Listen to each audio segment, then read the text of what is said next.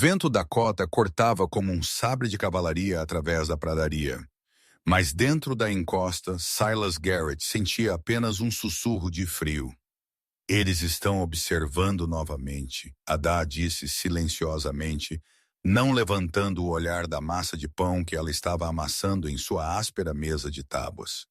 Através da pequena janela cortada na parede frontal de pedra, ela podia ver 3 cavaleiros na crista a um quarto de milhas de distância. Pioneiros do assentamento vêm para observar o espetáculo dos Garretts vivendo como texugos em um buraco. Silas estava na porta de sua escavação. Uma porta de madeira arredondada encaixada em uma parede de pedra que formava a única face visível de sua casa. Atrás dele, a estrutura coberta de terra se enterrava a 15 pés de profundidade na encosta voltada para o sul de uma encosta da cota. Acima de sua cabeça, o arco de madeira curvo de grossas nervuras de madeira desaparecia em turfa e terra compactadas, invisível sob a grama de inverno. Era janeiro de 1873 e eles estavam vivendo em sua casa subterrânea por 4 meses. 4 meses de sussurros, zombaria e isolamento dos outros colonos que tinham escolhido construir casas de madeira convencionais na pradaria aberta. Deixe-os observar, Silas disse, seu rosto marcado pela intempérie fixo na mesma expressão que o tinha levado através de 5 anos como batedor de cavalaria nestes planos. Aos 34, ele tinha aprendido a confiar no que a terra ensinava sobre o que as pessoas diziam. Eles entenderão em breve o suficiente. Ele não sabia quão em breve ou quão brutal a lição seria. 6 meses antes, em maio de 1873, Silas e Ada Garrett tinham estado nesta mesma encosta com um agrimensor do escritório de terras, um homem cético chamado Marcus Webb, que continuava a balançar a cabeça enquanto Silas explicava seus planos. Você quer registrar uma reivindicação de propriedade rural em uma colina? Webb tinha perguntado, enxugando suor de sua testa com um lenço. O verão da cota já estava mostrando seus dentes. 90 desce por meio da manhã com um vento que nunca parava. Sr. Garrett, pioneiros registram em terras baixas, perto de água, em terreno plano adequado para aragem. Silas tinha se ajoelhado, passando a mão através da grossa grama da pradaria na encosta sul da colina. Esta colina enfrenta o sul, bloqueia o vento norte. A inclinação é suave o suficiente para escavar sem risco de colapso. Há uma nascente na base. Veja aquela linha de choupos e olhe para este solo. Ele tinha puxado para trás a turfa para revelar 2 pés de terra rica e escura antes de atingir a argila. Isto não é apenas local de construção. Isto é isolamento. Isto é proteção. Isto é sobrevivência. Webb tinha olhado para Ada, claramente esperando que a mulher fosse a voz da razão. Ela tinha ficado lá em seu simples vestido de chita e chapéu de sol, suas botas práticas empoeiradas da viagem de carroça de Iowa, e encontrou seu olhar firmemente. Meu pai cultivou 40 anos em Iowa, Ada tinha dito. Perdeu 3 celeiros para tornados, uma casa para fogo, e quase perdeu a família 2 vezes para congelamentos de inverno, quando o fogão não conseguia acompanhar o frio. O plano do Sr. Garrett faz sentido para qualquer um que realmente tentou sobreviver a um inverno na pradaria. Webb tinha registrado a reivindicação, embora ele tivesse se certificado de contar a todos no escritório de terras sobre a toca de Garrett. A zombaria tinha começado imediatamente, mas o trabalho tinha começado mais rápido. Silas tinha aprendido construção abrigada pela terra de um batedor Pone e um engenheiro alemão em Fort Abraham Lincoln. Ada trouxe as habilidades de carpintaria de seu pai e inteligência aguçada que via a lógica no plano de Silas. Eles começaram marcando as dimensões de 18 pés de largura, 24 pés de profundidade na colina, entrada voltada para o sudeste. Usando um nível de agrimensor, estrutura de madeira com fio de prumo que Silas tinha trocado por. Eles tinham estabelecido a inclinação e drenagem. A escavação era extenuante. Eles começavam com picaretas, rompendo turfa de 6 polegadas de espessura, depois cavavam através de terra rica em argila amarela. Silas montou uma pá puxada por seu cavalo Copper para arrastar terra solta. Cada dia significava milhares de golpes de picareta, pá sem fim. As mãos de Adá empolaram, depois criaram calos, depois ficaram fortes. No início de junho, eles tinham escavado a profundidade total de 15 pés. A cavidade era precisamente nivelada com uma suave inclinação em direção à entrada para a drenagem. A próxima fase era a parede frontal. Por 3 semanas, eles reuniram pedras glaciais usando Copper e um barco de pedras. O pai de Silas tinha sido um pedreiro da Pensilvânia. Agora essas habilidades tinham que ser recordadas. A argamassa era a fórmula de Adá. 3 partes de areia, 1 parte de cal, água e argila. Eles construíram a parede pedra por pedra. 2 pés de espessura na base, estreitando para 18 polegadas no topo. Aberturas de portas centralizadas, 4 pés de largura e 6,2 pés de altura. 2 janelas ladeavam-na, cada uma de 2 pés quadrados. No final de junho, a parede estava completa, 8 pés de altura, sólida com juntas de argamassa de carne. Agora veio a parte mais crítica e complexa, a estrutura do telhado. Uma escavação convencional simplesmente colocava postes sobre a abertura e cobria-os com turfa, criando um telhado plano ou ligeiramente inclinado. Mas telhados planos vazavam, cediam sob carga de neve e frequentemente colapsavam. Silas tinha visto muitas escavações falhas com telhados desabados. Ele queria algo melhor. Um arco curvo que distribuiria peso eficientemente e escoaria a água naturalmente. O design veio de 3 pássaros que tinham explicado como os Pawnee construíam suas casas de terra com estruturas de madeira que podiam suportar peso tremendo. Silas tinha adaptado usando materiais de fronteira e técnicas de carpintaria que o pai de Adá tinha ensinado a ela. Eles precisariam de madeira substancial. Silas fez 3 viagens para os choupos a 20 milímetros de distância, cortando e transportando 12 toras, cada uma com 10 polegadas de diâmetro, 20 pés de comprimento.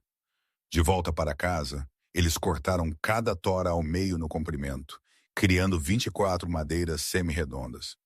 Silas marcou a curva que ele queria, um arco suave abrangendo 18 pés. Modelar o arco exigia serrar e desbastar. Cada nervura levava um dia inteiro para modelar corretamente. Precisão era essencial para a distribuição uniforme de peso. Em meados de julho, eles tinham 8 nervuras perfeitamente curvas. A instalação exigia coordenação cuidadosa.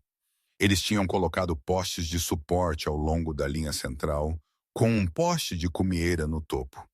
Cada nervura repousava na parede de pedra na frente e uma viga traseira na parte de trás fixada ao poste de cumieira com suportes forjados à mão. Quando todas as 8 nervuras estavam espaçadas 3 pés uma da outra, Silas adicionou pranchas horizontais, criando uma estrutura de grade como um barco de cabeça para baixo cobrindo a escavação. O telhado foi colocado em camadas.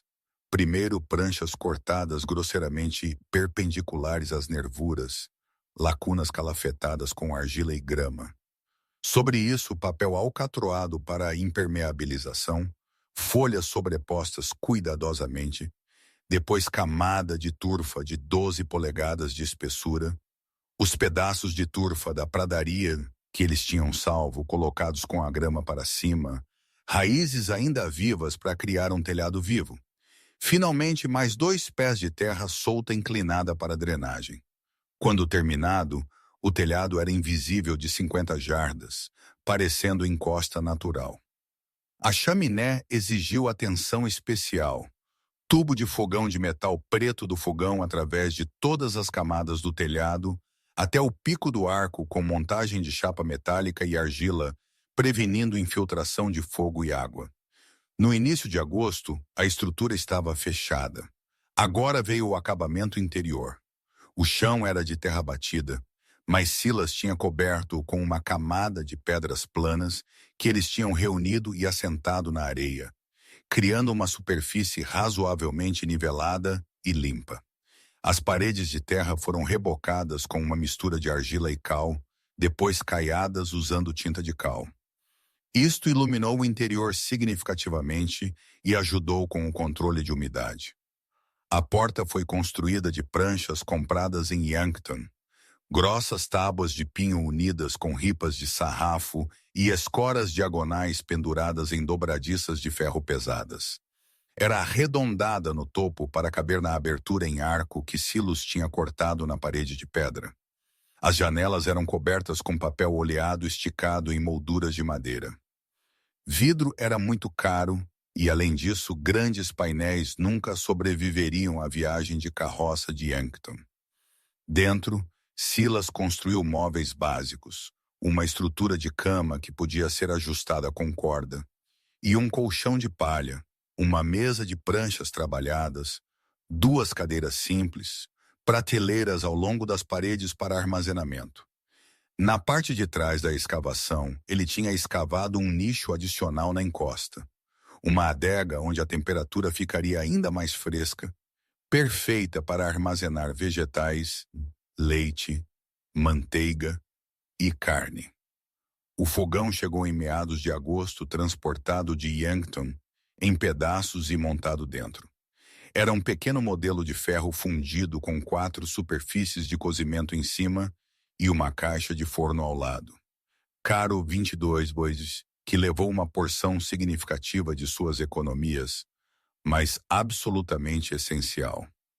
Silas conectou-o ao tubo do fogão cuidadosamente, garantindo boa tiragem e nenhum vazamento de fumaça. No final de agosto, eles estavam prontos para se mudar. Tudo o que possuíam cabia em sua carroça: roupas, ferramentas, panelas de ferro da mãe de Ada, rifle e cela de Silas, livros preciosos de Ada embrulhados em lona encerada, sementes para o jardim do próximo ano, um pequeno saco de farinha, outro de fubá, sal, carne de porco, feijão, maçãs secas e uma pequena caixa de madeira contendo sua certidão de casamento e a escritura de sua reivindicação de propriedade rural. A primeira noite na escavação tinha sido estranha e maravilhosa. A temperatura fora ainda estava nos 80 mesmo depois do pôr do sol. Calor de verão, Dakota que tornava o sono difícil. Mas dentro da casa abrigada pela terra, com 4 pés de terra em todos os lados, exceto a parede frontal, a temperatura era um confortável 60 graus. Eles não precisariam de fogo para cozinhar ou aquecer, apenas a luz do dia através das janelas. Funciona, Ada tinha dito, deitada em sua nova cama e olhando para o teto caiado apenas 3 pés acima deles. O interior da escavação era apenas 6,1 pés de altura no centro, mais baixo perto das paredes onde o telhado curvo descia. Parecia aconchegante em vez de apertado. Funciona, Silas tinha concordado. Mas o assentamento não via isso dessa forma. Quando vizinhos vinham visitar, e eles vinham, atraídos pela curiosidade, se não pela amizade, as reações variavam de pena a zombaria descarada. Vivendo como cães da pradaria, disse Thomas Hutchinson, um pioneiro de Ohio, que tinha construído uma alta casa de madeira em uma crista 3 milhas ao norte. Ele estava na porta da escavação, mal olhando para dentro, antes de pronunciar julgamento. Minha esposa nunca consentiria em viver em um buraco no chão. Não é civilizado. Sua esposa Marta tinha sido mais direta quando Ada a encontrou na loja do assentamento em setembro. Como você pode viver assim? Ela tinha perguntado alto o suficiente para outras mulheres ouvirem.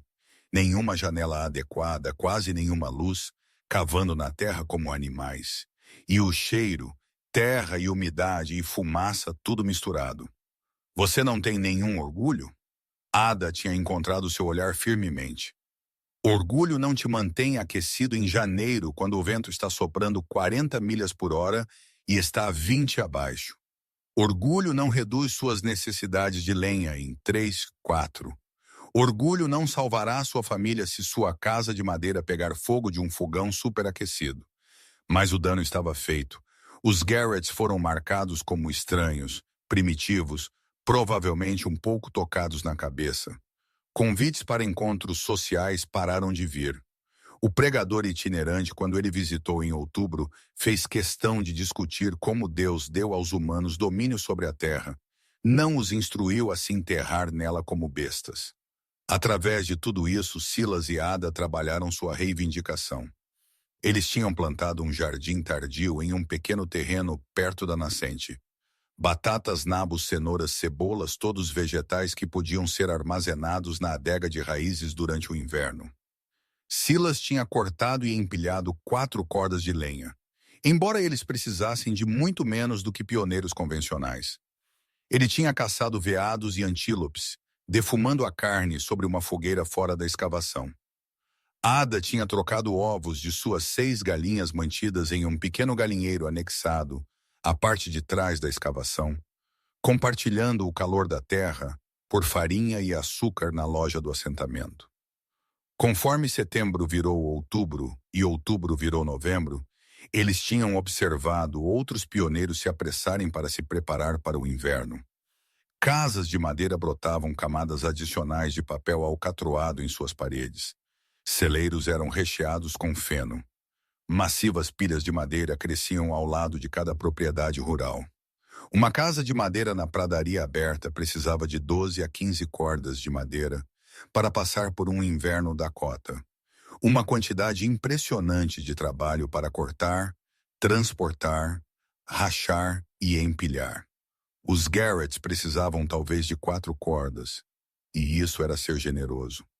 O isolamento de terra funcionou exatamente como Silas tinha previsto, quando novembro trouxe a primeira onda de frio, temperaturas caindo para 10 decibéis acima de zero. As casas de madeira tinham que manter fogos rugindo dia e noite. Os Garretts queimavam um pequeno fogo pela manhã para tirar o frio e cozinhar o café da manhã. Deixava-o morrer durante o dia e acendia outro pequeno fogo à noite.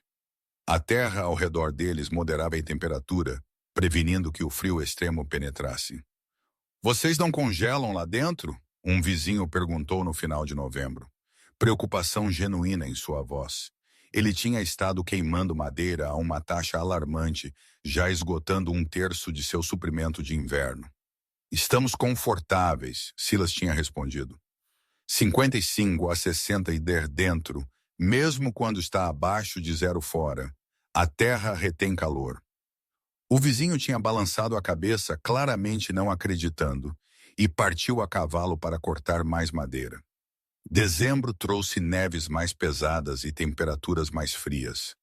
Os Garretts se estabeleceram em uma rotina de inverno.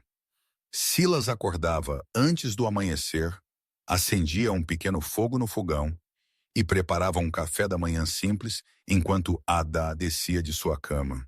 Eles tinham construído-a em uma plataforma elevada perto da parede frontal, onde o teto era mais alto.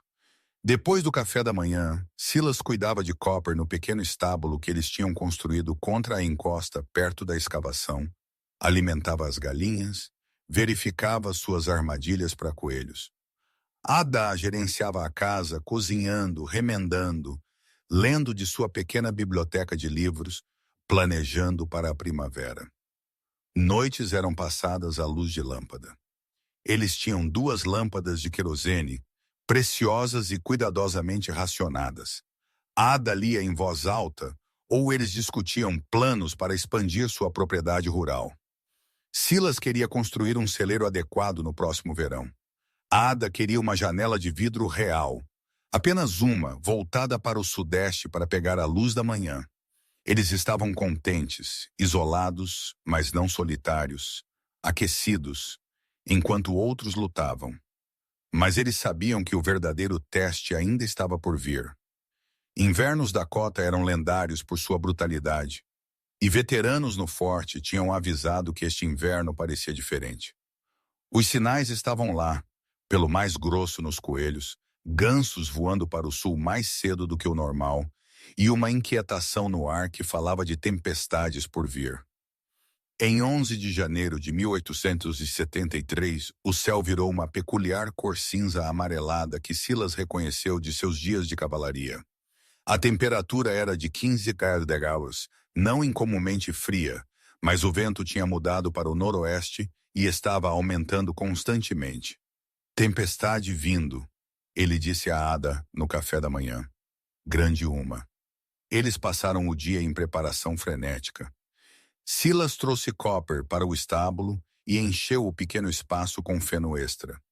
Ele trouxe as galinhas para dentro da própria escavação, colocando-as em uma caixa perto da porta onde elas ficariam aquecidas. Ele transportou o equivalente a uma semana extra de lenha, empilhando-a ao longo das paredes. Ele encheu cada recipiente que eles tinham com água da nascente. Se a tempestade fosse ruim o suficiente, ele não seria capaz de sair em segurança. Ada cozinhou comida extra, uma grande panela de sopa de feijão, pão de milho, biscoitos, coisas que eles podiam comer frias se necessário, embora ela duvidasse que o fogão apagasse. Ela verificou seus suprimentos, óleo de lâmpada, velas, fósforos em uma lata selada, cobertores, a pequena caixa de suprimentos médicos. Tudo estava pronto. A tempestade atingiu ao pôr do sol em 12 de janeiro com uma ferocidade que atordoou até Silas, que tinha visto nevascas da cota durante seus anos de cavalaria. O vento não aumentou gradualmente. Ele simplesmente chegou, uma parede gritante de ar que sacudiu até a terra acima deles. Através de suas pequenas janelas, eles podiam ver nada além de branco. A temperatura caiu 20 graus em uma hora, depois continuou caindo implacavelmente. Dentro da escavação, eles sentiam o vento como um rugido distante, como estar perto de uma cachoeira. O espesso amortecedor de terra entre eles e a tempestade absorveu a maior parte da violência, mas eles ainda podiam sentir o imenso poder sendo liberado acima. A temperatura dentro caiu também, mas lentamente. A massa térmica de terra cercando-os em todos os lados resistiu à mudança. À meia-noite, era talvez 45 graus dentro, frio o suficiente para precisar do fogão, mas longe de perigoso. Silas mantinha um pequeno fogo aceso, alimentando-o com madeira cuidadosamente racionada. As galinhas se aglomeravam em sua caixa, quietas e seguras, sua presença um pequeno conforto. Quão frio está lá fora? Ada perguntou, embrulhada em um cobertor perto do fogão, sua respiração visível à luz da lâmpada. Silas tinha verificado o termômetro montado fora da porta. Ele tinha tido que forçar a porta a abrir contra o vento para fazer isso, e a rajada de frio tinha tirado seu fôlego. 30 abaixo, e o vento está provavelmente a 50 milhas por hora. Poderia estar mais frio agora. Seu rosto estava sombrio. Ele tinha visto homens morrerem em clima como este durante patrulhas de inverno. Carne exposta congelaria sólida em 3 minutos. Hipotermia podia matar em 15. Isso significava que o frio do vento era morte. Qualquer um pego lá fora morreria em minutos.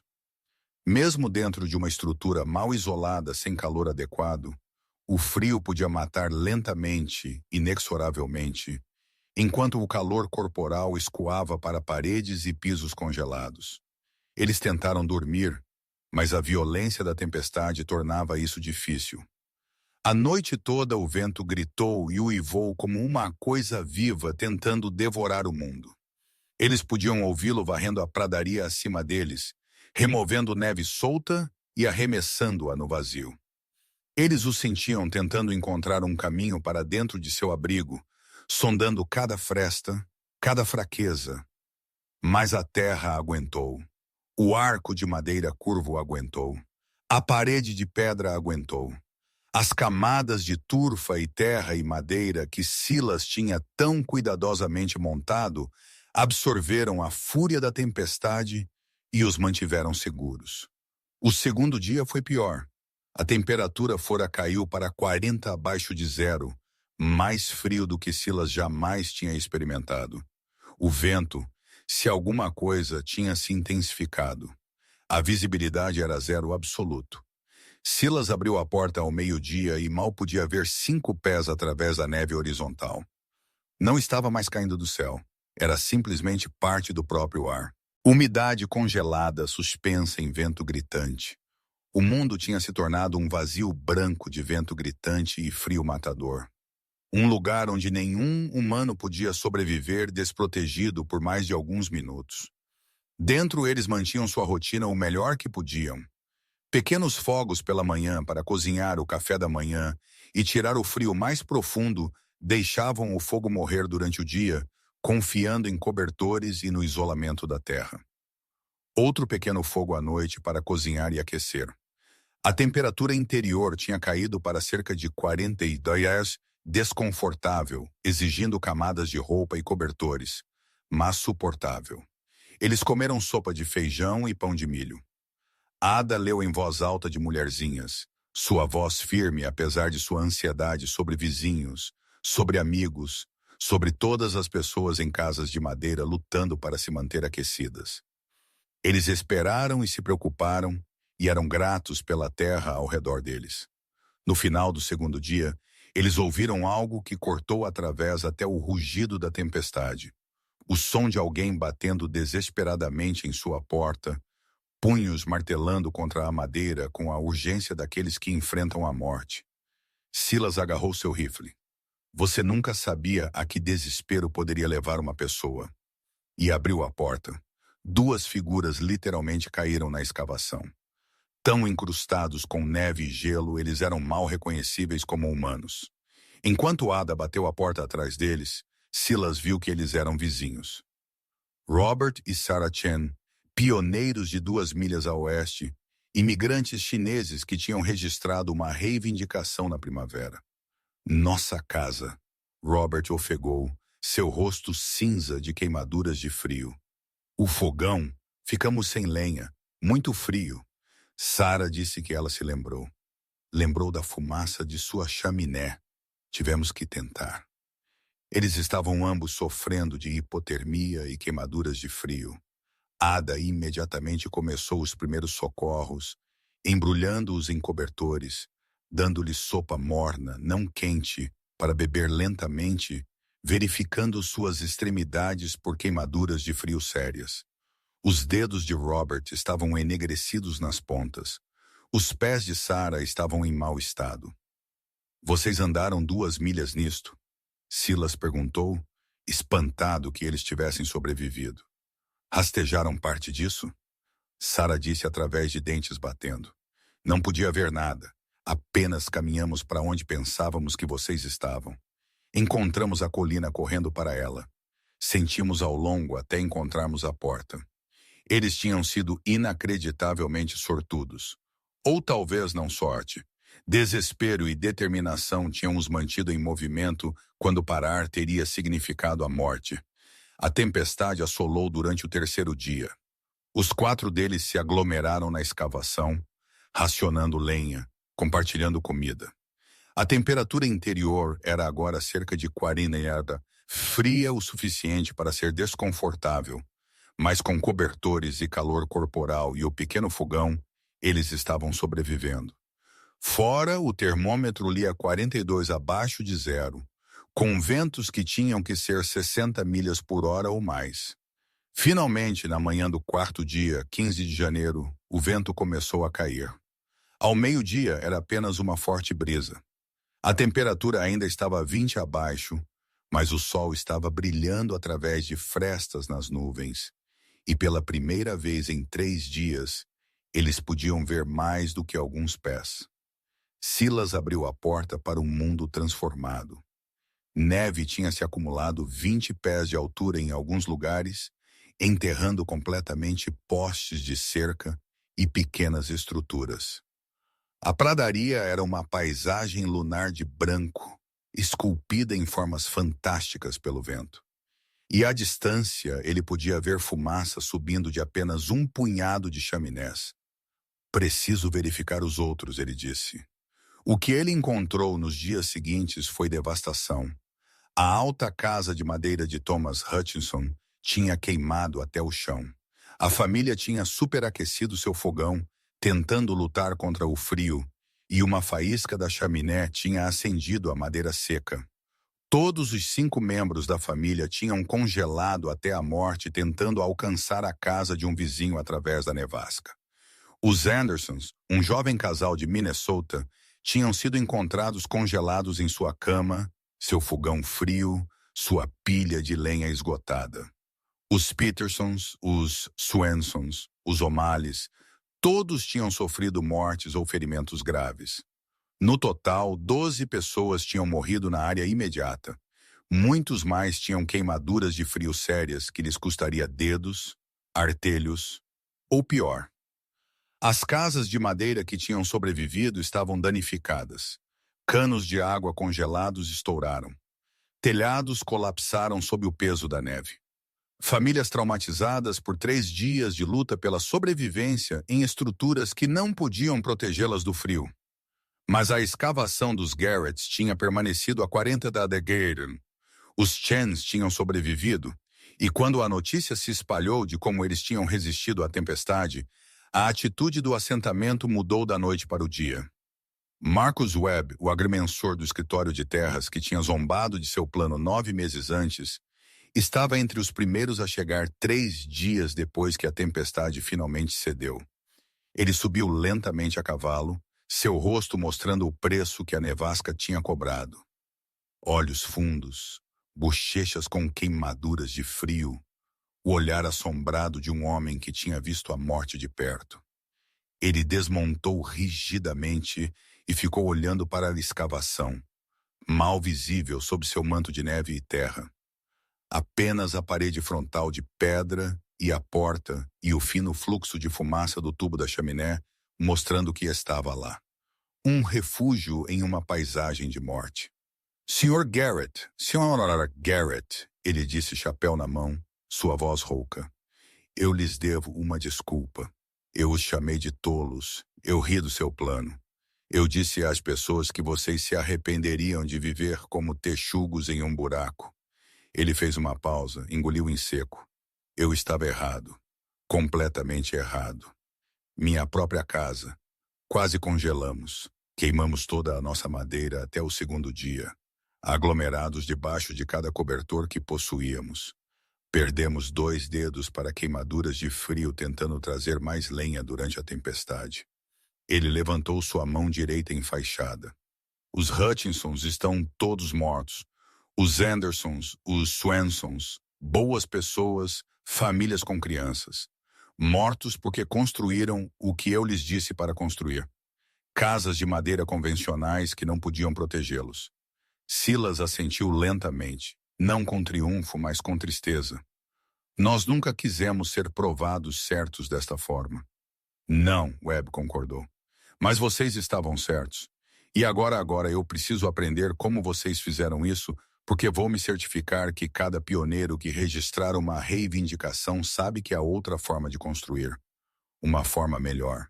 Uma forma que salva vidas. Outros vieram nos dias seguintes.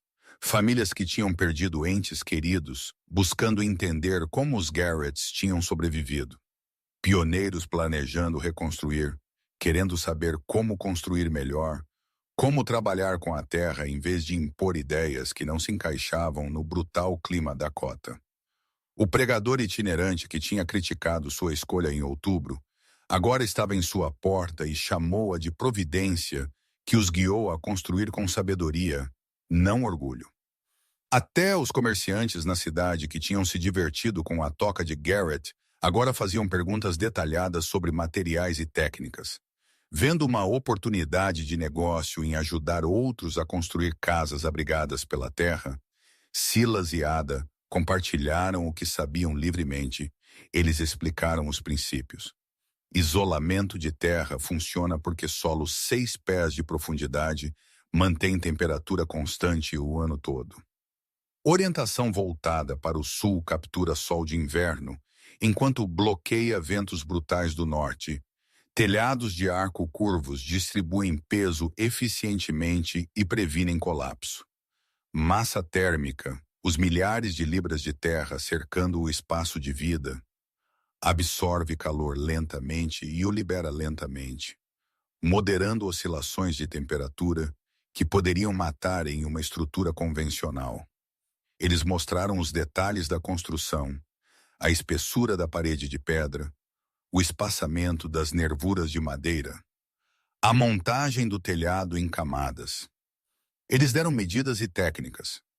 Na primavera, mais 4 famílias tinham começado a construir escavações abrigadas pela terra. Até o próximo inverno, o número tinha crescido para 11. A escavação Garrett tinha provado seu valor no teste mais brutal imaginável, e a fronteira estava lá aprendendo. Em um dia ameno em março, Silas e Ada estavam fora de sua casa, se você podia chamar de estar fora quando você estava em seu próprio telhado. Olhando para a grama da pradaria, começando a esverdear no calor da primavera. A neve do inverno estava derretendo, escorrendo de seu telhado em pequenos riachos que escoavam inofensivamente pela encosta. Você acha que mudamos as coisas? Ada perguntou. Silas considerou que a tempestade tinha matado 12 pessoas em sua área imediata. Por todo o território Dakota, centenas tinham morrido. Mas no rescaldo, colonos estavam construindo diferente e aprendendo adaptando. A sabedoria convencional sobre como colonizar a pradaria estava mudando. Talvez, ele disse, ou talvez a tempestade mudou as coisas e nós apenas sobrevivemos para mostrar havia outra forma. Abaixo deles, Copper pastava pacificamente no pequeno piquete. As galinhas arranhavam na terra perto da porta. Dentro de sua casa, na encosta, o fogão estava frio. Eles não precisavam dele ainda. A terra ainda segurando o calor do inverno.